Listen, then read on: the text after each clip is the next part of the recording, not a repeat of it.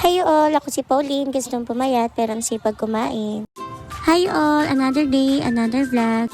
For today's video, pupunta nga tayo sa Quiapo after work para magpasalamat sa mga blessings na natatanggap natin everyday, sa maayos na kalusugan at maayos na pangangatawan at lalong-lalo na sa paglalayo niya sa atin sa kapahamakan. Hihingi rin ng kapatawaran sa mga nagawa nating kasalanan sa isip, salita at sa gawa. At syempre, para humiling ng kahilingan, nabigyan niya pa tayo ng lakas ng loob sa araw-araw. Dahil may mga araw na nawawalan ka na ng gana sa lahat, pero wala naman tayong choice kung hindi magpatuloy. Kaya kung ano man yung nasimulan mo, ituloy mo lang. Hindi naman tayo laging talo. And at the end of the day, maging thankful pa rin tayo dahil kahit papano maayos yung buhay na meron tayo, masayang pamilya, mga kaibigan na malalapitan mo at maaasahan mo, at higit sa lahat, disenteng trabaho na mapagkukunan mo ng mga pangangailangan mo.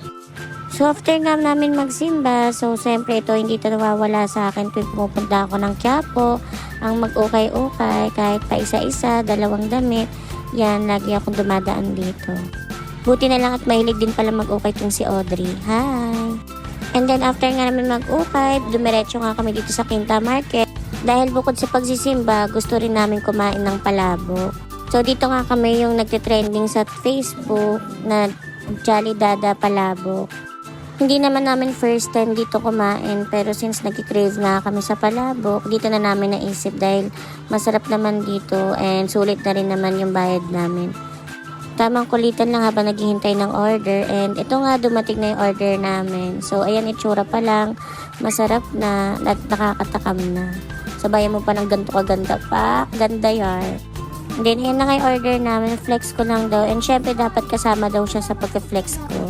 And dito nga iniisip namin kung paano namin naubusin yun. Since yung isang serving pa lang is ang dami na pala. Pero naubos din naman namin yan. After nga kumain, naglakad-lakad muna kami dito sa Quiapo, pampababa ng kinain. And para maghanap na rin ng mga bibilin dito sa Quiapo. Tuwing napapadpad nga pala ako dito sa Quiapo, lagi akong bumibili niya ng pipino since mura lang, and favorite ko rin siyang papakin. And then okra, pasalubong kay mama at papa. Syempre hindi rin mawawala yung lemon. Favorite din kasi namin yan lalo pag nilalagay sa tubig. And dito nga, since tapos naman na kami mamili at mag-ikot sa Quiapo, naglalakad na kami yan papuntang sakayan pa uwi. And ito nga, nakasakay na kami sa bus. So, ang daming pagod pero worth it naman for today. So, yun lang guys. Thank you guys for watching. Bye-bye!